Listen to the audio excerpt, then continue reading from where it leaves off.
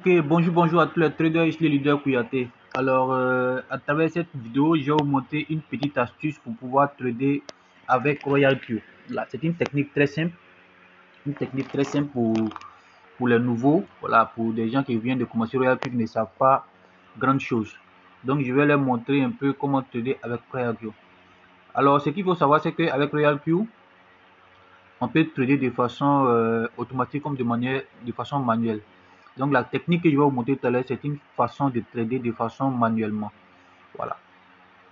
Ok, donc d'abord, quand on veut trader avec RealQ de façon manuelle, c'est dans quantitative. Et quand on veut trader de façon automatique, c'est dans cycle. Mais ici, dans ce cas d'espèce, c'est de prendre une position manuelle. Voilà. Donc on va cliquer ici sur quantitative. Donc quand il clique sur quantitative, ici, nous avons la liste des crypto-monnaies dans général et on a la liste des crypto-monnaies dans professionnel. Donc, on va aller chercher dans général les crypto-monnaies qui sont en correction. Parce que tu lui dis, avant de prendre position, il faut toujours chercher les crypto-monnaies qui sont en correction. Je prends un exemple. Et pour voir les crypto-monnaies qui sont en correction ou en hausse, il y a un indicateur sur les cryptos. Quand on prend Kik par exemple, vous voyez en bas ici. Donc ça, c'est la situation de la crypto-monnaie sur le marché mondial. Donc Cake est en hausse de 14%. Ici, on a comme ici qui est en hausse de 2,45% sur le marché mondial. On a COS qui est en baisse, qui est en correction de 1,30%. Donc on va chercher une crypto-monnaie qui est plus en correction. Donc on fouille ici, on fouille ici, on fouille ici. Apparemment, les crypto-monnaies, il y a des crypto-monnaies qui sont en correction, mais on va chercher une crypto-monnaie qui est fortement en correction. Voilà. On a Mana qui est en correction de 2, on va chercher une crypto-monnaie. Bon, on a RSR aussi qui est en correction de moins 5.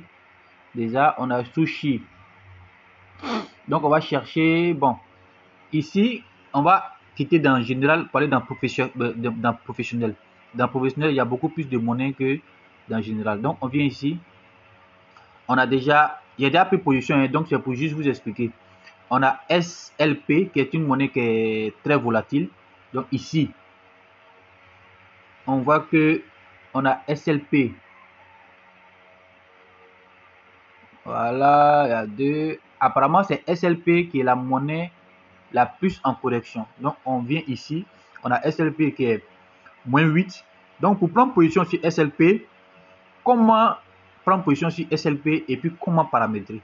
Donc quand on vient cliquer sur la monnaie, une fois qu'on clique sur la monnaie, on vient cliquer ici sur Trade Setting. Voilà, on clique sur Trade Setting. Donc une fois qu'on a cliqué sur Trade Setting, on vient ici pour modifier le First Buy in Amount. Voilà. Pour le moment, comme la monnaie est en correction, peut-être qu'elle va continuer de corriger. Donc on va mettre 10 $. Voilà. On va mettre 10 $. Je vais vous expliquer pourquoi vous allez mettre 10 $. Même si vous avez beaucoup, vous mettez 10 $ pour le moment. Donc ici, vous mettez 10 $. Voilà, ici.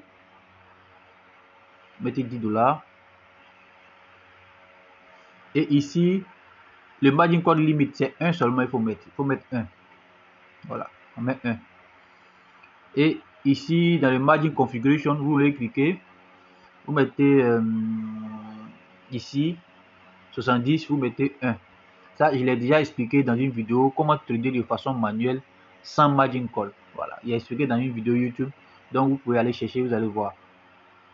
Vous allez comprendre ce paramétrage-là à fond. Voilà. Donc, une fois que cela est fait, vous venez cliquer sur Save. Voilà. Une fois que c'est cliqué sur Save, vous venez ici. En ce moment, ici, là, va devenir bleu. Voilà. Moi, c'est passé ici déjà en truc que c'est rouge. Donc, c'est ici, normalement, ça doit être bleu. Si vous n'êtes pas encore en truc. Donc, vous cliquez dessus. Voilà. Donc, une fois que vous cliquez dessus, la position sera prise automatiquement. Et puis, vous allez voir que le robot a commencé à trader avec 10 $ sur SLP sans margin call. Alors, cette configuration,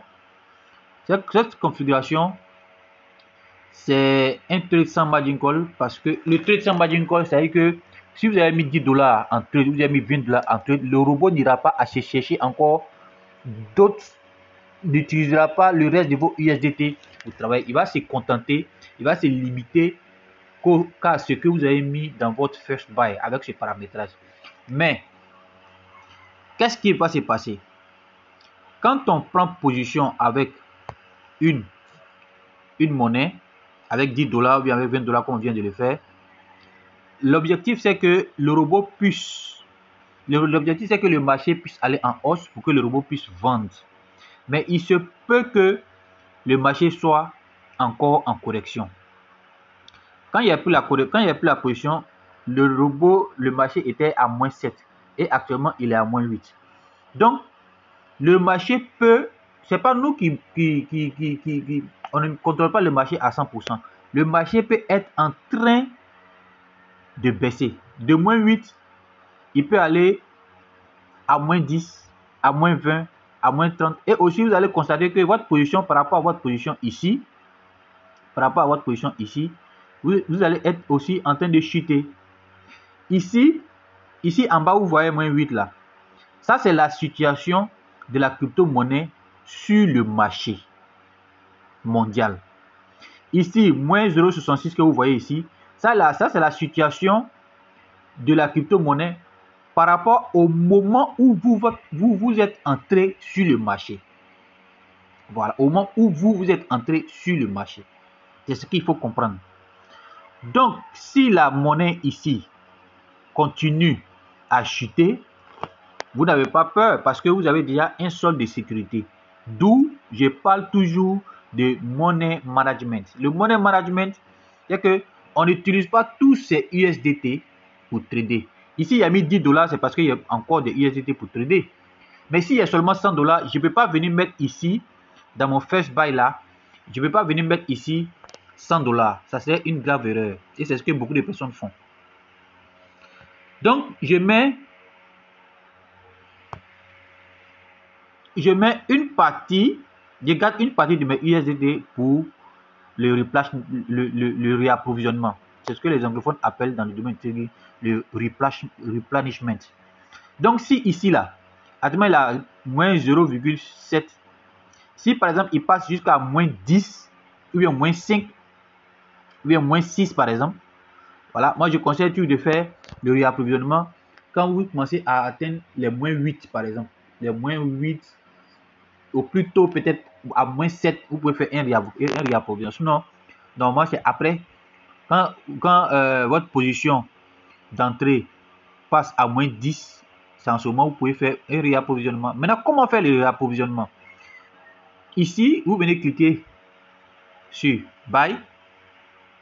Quand vous cliquez sur Buy, il y a déjà fait plusieurs vidéos pour ça. Hein. Vous pouvez chercher sur quelle attitude adopter quand le marché est en correction. Tout ça, c'est sur ma chaîne YouTube. Donc, allez sur ma chaîne YouTube, la chaîne Les choses du net. Vous allez voir toutes les vidéos de formation là-bas. Donc, pour réapprovisionner, vous cliquez sur Market Price. Quand vous cliquez sur Market Price, le même montant que vous avez utilisé pour rentrer sur le marché, c'est-à-dire 10 dollars tout à l'heure, vous mettez 10 dollars. Une fois que vous mettez 10 dollars, vous venez vous faire Confirm. Une fois que vous faites Confirm, vous allez voir que si vous êtes par exemple ici à moins 10, vous allez passer automatiquement à moins 5, à moins 5. Et vous faites la même chose jusqu'à ce que la monnaie ici là revienne à moins 2 ou bien à moins 3. Et puis vous patientez tout simplement pour que le robot vende et puis va déposer votre capital plus votre bénéfice sur votre compte USDT. Donc ce qu'il faut comprendre là, c'est que pour prendre position, il faut toujours chercher une monnaie qui est fortement en correction comme moins 7 ici. Comme ça, vous aurez un potentiel de faire des gains en cycle. Voilà, en cycle. Mais après ça, quand vous constatez que le robot a fait peut-être 2 ou 3 ventes, vous venez tout simplement cliquer sur la monnaie et vous venez mettre sur One Shot. Quand vous mettez sur One Shot, en ce moment, déjà, le robot, quand ça est sur One Shot, dès qu'il vend, en ce moment, il aura déjà fait 2 ou 3 ventes en cycle. Dès qu'il vend, vous allez sortir du marché carrément. Une fois que vous sortez du marché, en ce moment, vous allez voir que sur le marché mondial, la position de la crypto-monnaie sur le marché mondial sera peut-être à plus ou bien à plus. En ce moment, vous attendez, vous n'êtes pas obligé de rentrer sur le marché en ce moment-là. Voilà, vous n'êtes pas obligé de rentrer sur le marché en ce moment-là. Comme je l'ai dit au début, ici, par exemple, vous avez vu plus 3, plus 11, ainsi de suite. Vous n'êtes pas obligé de rentrer en ce moment-là. Vous pouvez même attendre. Avec RQ, ce n'est pas une plateforme d'investissement où chaque jour vous devez forcément gagner quelque chose. Non. Si le marché est haussier, si le marché est trop en hausse, vous n'êtes pas obligé de rentrer. Vous pouvez faire même 2 jours, 3 jours. Moi, j'ai déjà fait des gains et j'ai attendu que certaines crypto-monnaies passent en chute avant de rentrer. Ça fait 2 jours que je ne suis pas rentré sur le marché. Voilà. Et c'est ce matin, j'ai vu que SLP est en correction et je suis rentré sur le marché. Voilà, Atom qui est en train de connaître une correction. Voilà, ANT aussi qui est en train de connaître une correction. Donc j'attends tout simplement qu'elle soit bien corrigée, qu'elle passe peut-être à moins 8 ou bien moins 10 avant de prendre position. Et c'est comme ça, quand vous prenez des positions comme ça, vous avez un grand potentiel de faire des profits. Voilà. Ça, c'est pour ceux qui n'arrivent pas à faire des analyses techniques, analyses fondamentales, et puis ceux aussi qui n'utilisent pas comment dirais-je, les logiciels qui donnent des positions. Parce que ce que vous ne savez pas, Royal qui vous permet de trader, mais aussi il y a des applications qui vous connectent, qui vous permettent de savoir à quel moment il faut prendre une position. Il y a des applications qui permettent, qui donnent des positions, des indications, hein, des positions, des situations sur le marché. Je vais prendre par exemple cette application. Voilà, une application qui vous demande, vous avez vu déjà, cette application vous dit que de prendre une position, par exemple sur le trade, une position de vente. Voilà, on donne même la position d'entrée, le stop loss, la position, le take profit, vous donne des situations. Donc, la technologie a tellement évolué aujourd'hui qu'on n'a même pas besoin de faire analyse technique, analyse fondamentale. Voilà cette application-là. Vous l'achetez à 400 $. Cette application-là coûte 400 $.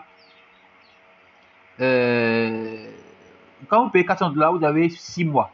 Mais les profits que vous pouvez vous faire avec cette application-là, vous ne vous imaginez pas. Voici. Ici, Ethereum. On vous donne la position d'Ethereum. S'il faut vendre, il faut la position qu'il faut prendre avec Ethereum. Vous avez Bitcoin, la position qu'il faut prendre avec Bitcoin. Vous avez Solana avec la position qu'il faut prendre avec Solana, mais c'est fermé parce que l'application n'a pas été payée. Mais les grands leaders, les V6, et ils ont cette application-là. C'est ce qui leur permet de faire des gains, des profits pas possibles avec Royal Q.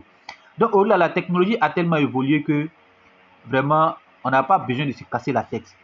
Seulement chercher à comprendre ces applications et puis vraiment se faire beaucoup de profits. Donc, c'était le leader Kouyaté. Donc, c'est une astuce que je vous montre pour vous permettre de trader un peu avec Royal Q et puis vous faire des profits. Donc, rendez-vous au sommet et puis n'oubliez pas surtout de vous abonner à cette chaîne YouTube parce qu'il y a beaucoup de choses que je vais vous montrer. Il y a beaucoup de choses que je vais vous montrer et puis rendez-vous au sommet.